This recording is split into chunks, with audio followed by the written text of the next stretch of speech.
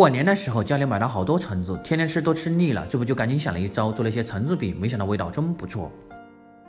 用料有橙子、糯米粉。我们把橙子洗干净，削去外皮，将橙子皮插在碗内，把橙子切成小块，放入料理杯中，打成汁。将橙汁倒入事先磨好的陈皮碗中，挤入2小勺量的炼乳，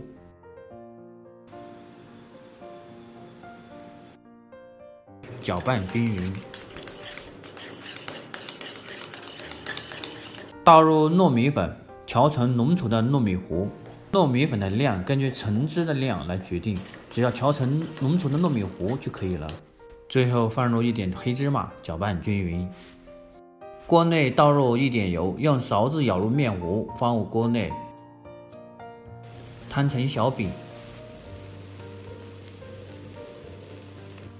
小火煎制，直到把橙子饼两面都煎到金黄，就可以出锅了。